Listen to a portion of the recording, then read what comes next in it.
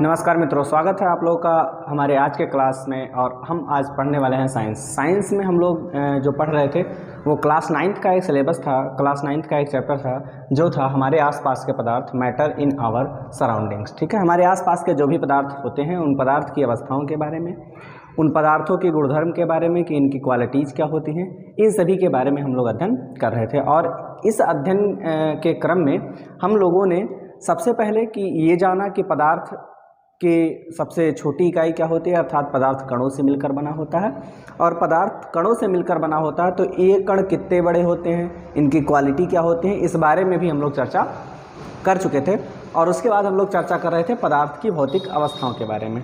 पदार्थ की भौतिक अवस्था का मतलब जिसको हम छू कर देख सकें, जिसको हम महसूस करें गर्म है या ठंडा है, जिसको देखकर हम बता सकें कैसा है, ये ठोस है कि द्रव है या गैस है, ऐसी अवस्थाओं के बारे में हम लोग चर्चा कर रहे थे। तो ऐसे हमको 3 अवस्थाएं निकल कर आई थी। पहला ठोस था, सॉलिड स्टेट, और दूसरा था द्रव अर्थात आपका लिक्विड स्टेट था, और थर्ड जो आपका था वो था गैस अर्थात गैसियस स्टेट। ठीक है, तो इन तीनों अवस्थाएं होती थी। इसके बाद भी एक अवस्था प्लाज्मा की होती है, और भी अवस्था हो सकती है, जैसे BEC बोस आइंस्टीन कंडेंसेट की होती है, फर्मियोनिक कंडेंसेट की होती है, तो और अवस्थाएं होती हैं। लेकिन आपके जो सिलेबस में है, आपके सिलेबस में मात्र और मात्र इसी के बारे में चर्चा किया गया है। ठीक है, तो इसी के बारे में हम लोग पढ़ते हैं। और अगर आपके एग्ज़ाम में आता है तो एग्ज़ाम में भी ऐसा नहीं करना है कि आपको जो जितना जानते हो सब लिख दो। आप पदार्थ की 6 अवस्थाएं लिख दो, 5 अवस्थाएं लिख, 4 अवस्थाएं पेपर में लिख के आओ। पेपर में आपको 3 अवस्थाएं ही लिख कर आनी है। ठीक, अब जैसे मान लीजिए कि हम ठोस अवस्था के गुणधर्म के बारे में चर्चा कर लिए थे कि जैसे ठोस का आकार निश्चित होता है, मतलब अगर ये मार्कर ठोस अवस्था में है तो ये ऐसे ही अवस्था में रहेगा, ये बदलेगा नहीं। ऐसा नहीं कि मैंने इसको मेज पर रख दिया तो दूसरे का आकार हो गया, मान लो इसको ग्लास में रख दिया तो दूसरा आकार हो गया, ऐसा नहीं होता है। ठीक है, तो ठोस की अवस्थाएं निश्चित थे, और ठोस के बारे में भी हम लोगों ने पढ़ा था। उसका घनत्व कितना होता है, उसका द्रव्यमान कैसे क्या होता है, ठीक है, उनके कण आपस में कैसे मिलकर बने होते हैं, कैसे उनके कणों की संरचना होती है, इसके बारे में पढ़ा था। और ये भी पढ़ा था कि ठोस 2 प्रकार से माने जाते हैं, एक होता है क्रिस्टलीय, एक होता है अक्रिस्टलीय। क्रिस्टलीय अर्थात जिनके कण बहुत ही निश्चित अवस्था में, ठीक है, एक निश्चित तरीके से रखे गए हैं, और अक्रिस्टलीय मतलब जिनके कण निश्चित तरीके से अर्थात निश्चित अवस्था में नहीं रखे गए हैं। ठीक है, तो ये हम लोगों ने पढ़ा था। ठीक, अब अगली जो अवस्था हमारी आती है पदार्थ की भौतिक अवस्थाओं में, वो अवस्था आ जाती है हमारी लिक्विड स्टेट की, अर्थात द्रव अवस्था हमारी आ जाती है। द्रव अवस्था में अगर हम देखें तो द्रव के कण क्या होते हैं, जैसे ठोस के कणों के बीच बहुत ज़्यादा अंतराणु बल होता है। जैसे ये मार्कर के कण हैं तो कण इतने तेज से खींचे हुए हैं कि ये कण एक दूसरे को छोड़कर नहीं जा सकते। ठीक है, लेकिन यही द्रव का क्या होता है कि द्रव में इनके कण थोड़ा दूर पाए जाते हैं, इसलिए इनके बीच में बल कम काम करता है। और जब इनके बीच में बल कम काम करता है तो ये क्या कर सकते हैं, एक दूसरे के से दूर जा सकते हैं, अर्थात मूवमेंट कर सकते हैं, ये गति कर सकते हैं। समझा कि नहीं? ठीक, ये गति कर सकते हैं, जैसे ठोस के कण गति नहीं कर सकते। तो एक बात बताओ कि क्या ठोस को आप धक्का दोगे तो क्या ऐसा होगा कि आधा ठोस निकल के उधर चला गया, आधा यही रह गया? ऐसा नहीं होता है ना। अगर आप द्रव की बात करोगे तो द्रव में ऐसा होता है, हाथ से ऐसे हटाओगे तो हो सकता है कि ऊपर वाला लेयर हट जाए और नीचे वाला लेयर ऐसे ही रह जाए, फिर ऊपर वाला लेयर आ जाए वहीं पे। ठीक है, तो द्रव को हमने देखा कि इनके कण आपस में मूव कर सकते हैं, इधर उधर जा सकते हैं, इसलिए हमने कहा कि इनके जो पार्टिकल्स होते हैं, इनके जो कण होते हैं जिससे मिलकर बना होता है ये, ठीक है, ये अपनी सिचुएशन को, अपनी स्थिति को ये बदल सकते हैं। इनकी अवस्थाएं क्या होती हैं, ठीक है, इनकी स्थितियां बदलती रहती हैं। ठीक, तो द्रव के गुणधर्मों के बारे में हम पढ़ रहे थे। ठीक है, जो द्रव के कैरेक्टरिस्टिक्स थे उनके बारे में हमको पढ़ना था। और सबसे पहला हमारा था आकार। सबसे पहला क्या था? आकार। अगर हम द्रव के आकार की बात करें तो इसका कोई आकार नहीं होता है। इसको ग्लास में रखोगे तो ग्लास के आकार का हो जाएगा, इसको आप थाली में रखोगे तो थाली के आकार का हो जाएगा, इसको आप बॉटल में रखोगे तो बॉटल के आकार का हो गया, इसको आप पी लेते हो तो आपके अंदर पाए जाने वाले जो आपके अंग हैं उनके आकार का हो जाता है। मतलब इनका कोई आकार, इसको गड्ढे में डाल दिए तो गड्ढे का जैसा आकार होगा वैसा हो जाएगा। ठीक है, इसको पाइप में डाल दिए तो पाइप का जो आकार होगा वैसा हो जाएगा। ठीक है, मतलब इनका कोई आकार निश्चित नहीं होता है। तो अगर द्रव के आकार की बात करूँ तो ये निश्चित नहीं होता है, निश्चित नहीं होता है, द्रव का आकार निश्चित नहीं होता है। ठीक, इसीलिए इसको जिस भी बर्तन में रखते हैं, जिस भी पॉट में इसको रखेंगे वो उसी का रूप ले लेता है, मतलब उसी के फॉर्म में आ जाता है। ठीक, और उसके बाद फिर बात करते हैं हम आयतन की। इनका जो आयतन होता है, आयतन इनका निश्चित होता है। आयतन क्या होता है? निश्चित होता है, मतलब इनके आयतन में परिवर्तन नहीं होता है। जैसे मान लीजिए कि आप 2 लीटर आप पानी ले लेते हो, अगर उसको बॉटल में रख दो, वो उसको कहीं कोई बड़े गिलास में रख दो, किसी बाल्टी में, बकेट में आप रख देते हो, या किसी और जगह पर रख देते हैं, किसी गड्ढे में रख देते हैं, छत पे डाल देते हैं, तो क्या वो 2 लीटर घट के 1.5 लीटर हो जाएगा? क्या वो बढ़कर 3 लीटर हो जाएगा? ऐसा तो नहीं होगा ना। अगर ऐसा नहीं होगा, इसका मतलब कि इनका जो वॉल्यूम होता है, इनका जो आयतन होता है, वो क्या होता है? निश्चित होता है। अगर 1 लीटर है तो 1 ही लीटर रहेगा, ये ना तो बढ़ेगा ना तो घटेगा। ठीक, अब उसके बाद फिर बात करें हम इसके घनत्व की। उसके पहले है तरलता, फ्लूइडिटी। ठीक है, तो द्रव में तरलता पाया जाता है। क्या होता है? तरलता पाया जाता है, मतलब फ्लूइडिटी जो होती है इसमें पाई जाती है, तरलता पाई जाती है। इसका मतलब क्या हुआ? जैसे मान लीजिए कि कोई ठोस का कण है, या मान लीजिए कि ठोस का पदार्थ है, या इसको दबाओगे तो क्या ये दबेगा? नहीं दबेगा, ये नहीं दबेगा ना। अगर ये शुद्ध ठोस है, ठीक है, ये अक्रिस्टलीय नहीं है, तो ये क्या होगा? नहीं दबेगा। ये क्या होगा? दबेगा नहीं। लेकिन इसी के जगह पे मान लीजिए द्रव है, तो द्रव को दबा सकते हो कि नहीं दबा सकते हो? दबा सकते हो आप। ठीक है, तो क्यों दबा सकते हो? क्योंकि इनके कणों के बीच स्पेस है। भाई एक कमरे में सबसे ज़्यादा कैपेसिटी है कि अगर ठूस ठूस के भर दिया जाए तो 50 लोग आ सकते हैं। अगर 50-52 भर दिया जाए तो क्या उनको और भरा जा सकता है? नहीं भरा सकता है। लेकिन 50 की कैपेसिटी अगर 5 है तो क्या उसमें और को भरा जा सकता है? हाँ, भरा सकता है। कहोगे कि 5 को और थोड़ा कोने में कर दो और भर दो। कैसे कोने में कर दोगे? क्योंकि उन 5 के बीच में दूरियां ज़्यादा हैं। ऐसे ही जो द्रव के कण होते हैं, इनकी दूरियां ज़्यादा होती हैं। इनके बीच में, जैसे द्रव जिससे भी मिलकर बना हो, चाहे वो कोई एटम हो, चाहे वो कोई मॉलिक्यूल हो, कोई भी कॉन्स्टिट्यूएंट पार्टिकल हो, मतलब कोई भी पदार्थ हो जिससे वो मिलकर बना हो, कोई भी पार्टिकल हो, कोई भी अणु हो जिससे वो मिलकर बना हो, उनके बीच में दूरियां थोड़ा ज़्यादा होती हैं ठोस की अपेक्षा। ठोस की अपेक्षा अब ऐसा भी नहीं होता है कि 4-4 किलोमीटर दूर होते हैं। ठीक है, तो ठोस की अपेक्षा थोड़ा दूरी ज़्यादा होती है। अगर वो दूरी ज़्यादा होती है तो इनको कंप्रेस करके, इनको दबा कर क्या किया जा सकता है? उनकी दूरियों को कम किया जा सकता है। और दूरी को अगर इनके कम किया जा सकता है, मतलब इनका आकार भी बदल जाएगा। और इसमें तरलता पाई जाती है, कि मतलब तरलता का मतलब फ्लूइडिटी, मतलब बहने की क्वालिटी। ये बह सकते हैं। अगर इनको छोड़ दिया जाए तो ये क्या करेंगे? बहने लगेंगे। जिधर की तरफ इनको ढाल मिलेगा उधर क्या करेंगे? ये बहने लगेंगे। समझ में है कि नहीं है? तो ये क्वालिटी इन्हीं में पाई जाती है, फ्लूइडिटी। उसके बाद फिर घनत्व, डेंसिटी क्या होता है? इनका जो घनत्व होता है, घनत्व ठोस की अपेक्षा कम होता है।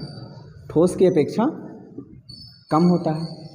क्यों कम होता है ये भी बता देता हूँ। कल बताया था मैंने ठोस का क्यों ज़्यादा होता है। ठीक है, ठोस की अपेक्षा इसका जो घनत्व होता है वो क्या होता है?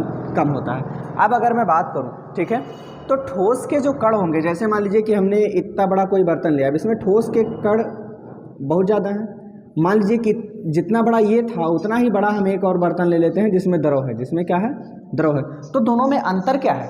दोनों में अंतर ये है कि हमने जितना बड़ा ये बर्तन लिया था उतना बड़ा ही ये बर्तन है, मतलब दोनों का साइज सेम है, दोनों का आकार सेम है, दोनों का साइज सेम है।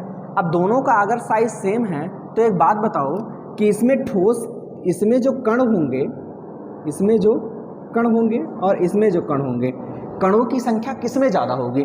कणों की संख्या आप कहोगे कि भले ही इतने आयतन में ठोस, ये ठोस है, ठीक, और ये आपके पास आगे क्या है? द्रव है।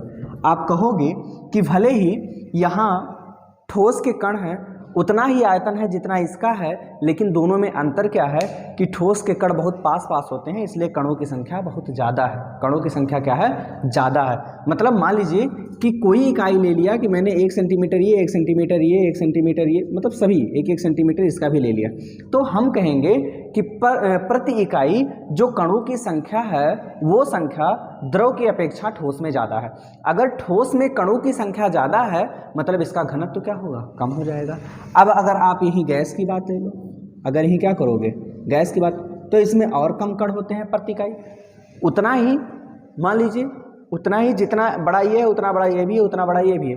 अंतर क्या है तीनों में कि इसमें कणों की संख्या, जो इसमें कॉन्स्टिट्यूएंट पार्टिकल होंगे, इसके जो कण होंगे वो सबसे ज़्यादा होंगे, इसमें जो कण होंगे वो कम होंगे, इसमें जो कण होंगे वो और ज़्यादा कम होंगे। तो प्रति इकाई कणों की संख्या जितना कम होगी घनत्व उतना ही कम होगा, और प्रति इकाई कणों की संख्या जितना ज़्यादा होगी घनत्व उतना ही ज़्यादा होगा। ठीक, तो अगर हम बात करें तो घनत्व तो सबसे ज़्यादा किसका होगा? घनत्व ऐसे बढ़ेगा ना, घनत्व गैस का सबसे कम होगा, द्रव का गैस की अपेक्षा ज़्यादा होगा, और ठोस का क्या होगा, इससे भी ज़्यादा होगा, घनत्व तो सबसे ज़्यादा हो जाएगा। ठीक है, तो ये चीज़ होता है कि ठोस की अपेक्षा इनका घनत्व तो कम होता है। क्यों? क्योंकि प्रति इकाई जो कणों की संख्या होती है वो द्रव में क्या होती है, कम पाई जाती है। ठीक, अब उसके बाद फिर बात करें ऊष्मा का प्रभाव। अगर हम इसको ऊष्मा देते हैं, ठीक है, अगर इसको ताप देते हैं, ठीक है, तो ऊष्मा देने पर या तापमान बढ़ाने पर, ठीक है, इनका आकार बढ़ता है। इनका आकार क्या करेगा, बढ़ेगा। एक बात बताइए कि आपको एक कमरे में बंद कर दिया जाए, बारिश शुरू हो गई, यहाँ की बारिश से तो तंग आ गया हूँ, इतनी बारिश कि पता ही नहीं कितनी बारिश। तो खैर कोई बात नहीं, बहने वाले मैं भी नहीं हूँ, बहने वाले आप भी नहीं हो। मैं सेकंड फ्लोर पे हूँ और आप लोग अंदर बैठे होंगे, तो वहाँ तो बारिश पता नहीं हो रही कि नहीं हो रही, यहाँ बहुत भयानक हो। तो क्या है कि जैसे मान लीजिए कि जो ऊष्मा का प्रभाव होता है जब किसी ठोस को हम गर्म करते हैं और उसके बगल में हम किसी द्रव को गर्म करते हैं, उसके बगल में किसी गैस को हम गर्म करते हैं, तीनों को, पदार्थ की जो तीनों अवस्थाएं, हम तीनों को गर्म करेंगे।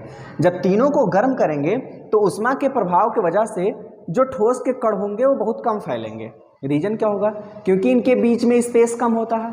अब एक कमरे में 50 लोगों को मैंने भर दिया और जगह नहीं है, तो वहाँ गर्मी पड़े या ठंडी पड़े, लेकिन क्या वो दूर दूर होने वाले हैं? नहीं होने वाले हैं, वो दूर नहीं होने। अगर वो दूर नहीं होने वाले हैं, इसका मतलब कि दूर नहीं जा सकते हम।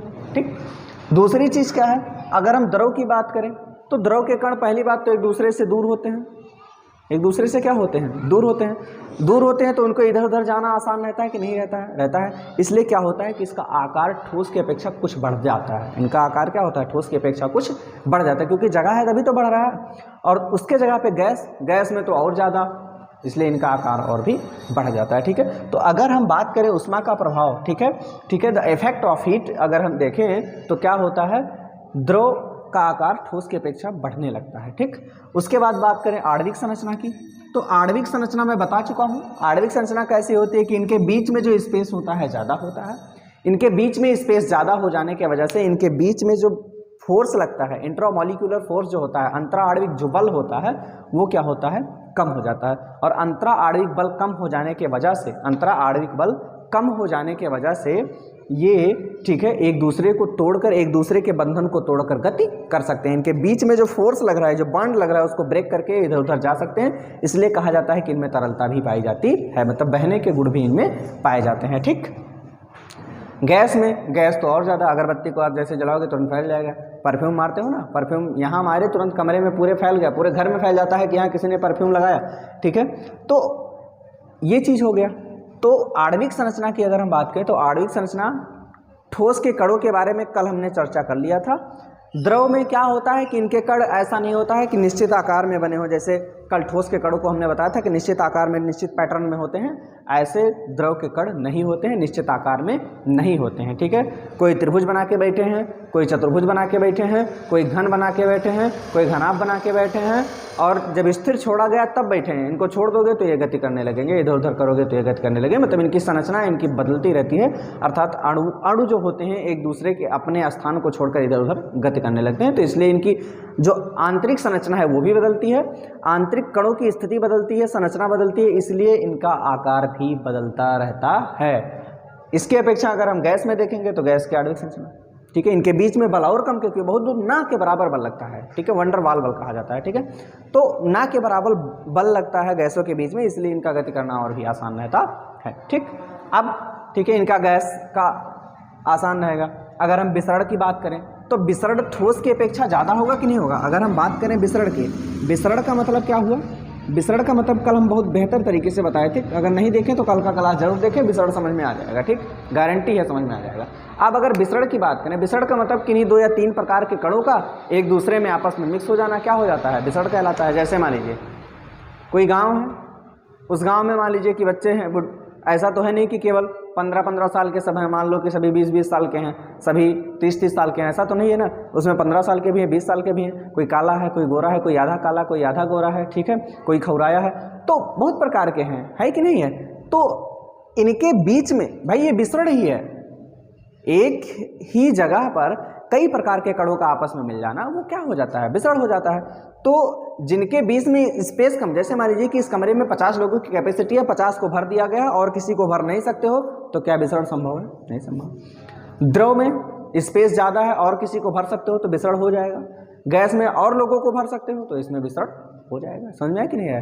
जैसे मान लीजिए कि आपका वायुमंडल है, वायुमंडल में बहुत प्रकार के गैसें हैं, सब एक दूसरे में मिली हुई हैं, तो ये क्या है? विसरण ही तो है। और विसरण क्या होता है कि जब हम तापमान बढ़ाते हैं तो विसरण बढ़ जाता है। विसरण क्या होता है? बढ़ जाता है। क्यों बढ़ेगा? जैसे मान लीजिए कि द्रव के कण है, ये किसके कण है? द्रव के कण है, ठीक।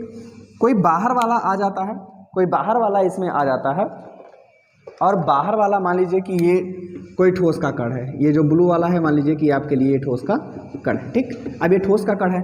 अब हमने कहा कि जब क्या किया जाता है? गर्म किया जाता है, तो गर्म करने पर इनके जो कण हैं इनकी गतिज ऊर्जा बढ़ जाती है, इनकी काइनेटिक एनर्जी बढ़ जाती है।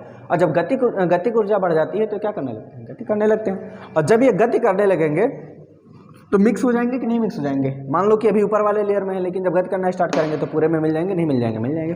अब अगर पूरे में मिल जा रहे हैं मतलब क्या हो जाए? जब हम तापमान बढ़ाते हैं तो विसरण क्या होता है? बढ़ जाता है, ठीक। चाहे वो ठोस का हो, चाहे वो द्रव का हो, चाहे वो गैस का हो, अगर हम तापमान बढ़ाएंगे तो विसरण की जो प्रवृत्ति है वो क्या होगी? बढ़ जाएगी। अब हम अगले अवस्था की बात करते हैं जो हमारे पास है, जिसको हम कहते हैं गैसीय अवस्था। अगर हम गैसीय अवस्था की बात करें तो गैसीय अवस्था में क्या होता है कि गैसीय अवस्था में इनका जो आयतन होता है निश्चित नहीं, इनका जो आयतन होगा, ठीक है, और आयतन के साथ साथ इनका मान लीजिए कि आकार भी है, मान लो इनका आकार भी है, ठीक है। तो दोनों निश्चित नहीं होता है, दोनों क्या होता है? निश्चित नहीं होता है, ठीक। इनका तो कोई आकार ही नहीं होता है, ये निराकार प्रभु है, ठीक। तो इनका कोई आकार ही नहीं है। गैस की अगर हम बात करें तो इनका कोई आकार नहीं होगा। क्यों नहीं होगा? क्योंकि इनके कणों के बीच बहुत कम दूरी होती है, इसलिए कण एक दूसरे को चिपका के नहीं रख सकते हैं, एक दूसरे को अपने पास नहीं रख सकते हैं। और एक दूसरे को अगर अपने पास नहीं रख सकते हैं तो इधर उधर जहाँ चाहेंगे वहाँ घूमते रहेंगे, इसलिए इनका ना तो आकार निश्चित होता है ना तो इनकी आयतन निश्चित होते हैं, ठीक है। इनका आयतन भी बदल जाता है। जैसे किसी बर्तन में रख दिया तो थोड़ा सा कंप्रेस कर दोगे, थोड़ा सा दबा दोगे तो बदल जाएंगे, अभी क्यूब के फॉर्म में है, क्यूबॉइड के, अभी घन के फॉर्म में, घनाभ के फॉर्म में हो जाएंगे, ठीक है। तो बदल जाएगा। प्रेशर, दाब देते हैं तब क्या होता है? ठीक है, जब हम दाब देते हैं तो दाब देने पर ठीक है, इनका आकार बदल सकता है, इनकी अवस्था बदल सकती है, इनका आयतन बदल सकता है, ठीक है। मतलब इन सभी में परिवर्तन हो सकता है। अगर बहुत ज़्यादा दाब दे दिया जाएगा तो इनकी अवस्था बदल जाएगी। अवस्था बदलने का मतलब जैसे एलपीजी वगैरह देखो, एलपीजी वगैरह क्या है? एलपीजी है, सीएनजी है, गैस, पहले गैस ही तो थे, नेचुरल गैसेस थे। ये प्राकृतिक गैसों को क्या किया? बहुत ज़्यादा कंप्रेस कर दिया गया। बहुत ज़्यादा कंप्रेस करने के बाद एक गैस, ऐसे गैस की ऐसी अवस्था है कि लगभग लिक्विड के फॉर्म में पाई जाती है। तो ये क्या होती है? ठीक है, तो जब दाब दिया जाएगा तो इनका आकार भी बदलेगा, इनकी अवस्था भी बदलेगी और इनका आयतन भी बदलेगा। गतिज ऊर्जा क्या होती है? गतिज ऊर्जा का मतलब किसी कण का, जैसे मान लीजिए कि गैस है तो गैस कुछ प्रकार के कणों का मिलकर बना होगा ना, तो इनके कणों का आपस में गति करना, ठीक है, कणों का गति करना, गणों का गति करना। अब एक बात बताइए भाई, गति के कारण कोई ऊर्जा बनेगी तो वो गतिज ऊर्जा हो जाएगी, उनकी स्थिति के वजह से कोई ऊर्जा बनेगी तो वो स्थितिज ऊर्जा हो जाएगी, ठीक। तो ठोस के कण स्थित होते हैं, इधर उधर मूव नहीं कर पाते क्योंकि इनके बीच में जगह नहीं होती है। अब अगर ठोस के कण एक दूसरे भाई इधर उधर नहीं जा सकते हैं, तो अगर नहीं जा पा रहे हैं तो क्या वो गति कर पाएंगे? नहीं कर पाएंगे। मतलब वो स्थित रहेंगे तो उनके पास कौन सी ऊर्जा होगी? स्थितिज ऊर्जा, ठीक है। और उसके बाद फिर अगर वो गति कर सकते हैं, गैस को अगर यहाँ छोड़ दिया जाए तो ऐसा नहीं कि यहाँ छोड़ा गया तो इतने दूर में रहेगा, नहीं, ये पूरे में क्या होगा? फैल जाएगा। अगर पूरे में फैल जाएगा इसका मतलब कि इनके कणों में कोई स्थितिज ऊर्जा नहीं होती है, मतलब ये स्थित नहीं रहते हैं, इनमें केवल क्या होती है? काइनेटिक एनर्जी पाई जाती है, गतिज ऊर्जा पाई जाती है। इसलिए हमेशा क्या करते रहते हैं? गति करते रहते हैं। समझ में आया कि हवाएं चलती हैं ना, हवा चलती है तो उसमें गैस के कण हैं, अगर गैस के कण हैं तो हमेशा बदल रहे हैं कि नहीं बदल रहे हैं? यहाँ से वहाँ पहुँच गए, वहाँ से वहाँ पहुँच गए, ठीक है। तो ये चीज़ें आपको मिलती हैं। आणविक संरचना क्या होती है? एटॉमिक स्ट्रक्चर क्या होती है? अंतरा आणविक बल ठोस व द्रव से बहुत कम, अर्थात इनके कणों के बीच में जो बल लगता है वो बहुत कम होता है, लगभग ना के बराबर, लगभग ना के बराबर, अच्छा, मैं बात कर रहा हूँ बार बार इनके कणों की, अर्थात जिससे मिलकर बने इनके कणों को आप नग्न आंखों से नहीं देख सकते हैं, ये बहुत छोटे हैं। अगर जैसे मान लीजिए कि अगर मैं जल की बात करूँ तो जल के एक बूंद में, एक सामान्य बूंद, ऐसा नहीं बाल्टी भर का ले लो, एक सामान्य बूंद में 10 के घाते 21 कण होते हैं। 10 के घाते क्या होते हैं? 21 कण होते हैं। 10 के घाते 21 का मतलब पता है, एक के आगे 21 जीरो, उसके बाद गिन लो तुम कितना है, ठीक है। तो इतने कण हो सकते हैं। अब इतने कणों को बताओ क्या देख सकते हो, वो भी एक बूंद में इतने हो सकते हैं। तो आपके पास बाल्टी भरा, लोटा भरा, तो कितना ज़्यादा होगा आप कल्पना कर सकते हैं, ठीक। तो इनके कण बहुत ज़्यादा छोटे होते हैं, इसलिए इनको नग्न आंखों से देख पाना, नेक्ड आई से इनको देख पाना आसान नहीं होता है, ठीक। तो अंतरा आणविक बल अर्थात इंटरमॉलिक्यूलर फोर्स, इनके बीच में दूरियां ज़्यादा होती हैं। दूरियां भाई आणविक संरचना कैसे होती है, ये बहुत ज़्यादा दूर दूर होते हैं, और जब बहुत ज़्यादा दूर दूर होते हैं तो दूर दूर होने की वजह से इनके बीच में बल बहुत कम काम करता है। जो इनके बीच में बल बहुत काम करता है तो ये क्या करते हैं, बल बहुत काम करेगा तो जहाँ चाहेंगे वहाँ जाएंगे, जब मर्जी जब घूमेंगे टालेंगे, जो मर्जी सो करेंगे, लेकिन ये स्थित नहीं रहेंगे। इस वजह से इनका आकार भी निश्चित नहीं होता, इनका आयतन भी नहीं निश्चित होता है। जब इनको प्रेशराइज करते हैं, जब इनको दाब देते हैं तो इनका आकार भी बदलता है, इनका आयतन भी बदलती है और इनकी अवस्था भी बदल जाती है, ठीक है, बहुत ज़्यादा अगर प्रेशर दे दिया जाए, ठीक। तो ये चीज़ें हमारे पास थी गैसीय अवस्था की, ठीक है। हमारे पास 3 प्रकार के द्रव्य की अवस्थाएँ थी। पहली अवस्था आपके पास थी गैसीय अवस्था, ठोस अवस्था, दूसरी अवस्था थी आपके पास द्रव अवस्था, और तीसरी अवस्था क्या थी आपके पास, गैसीय अवस्था। देखते हैं आगे आप लोगों में क्या है।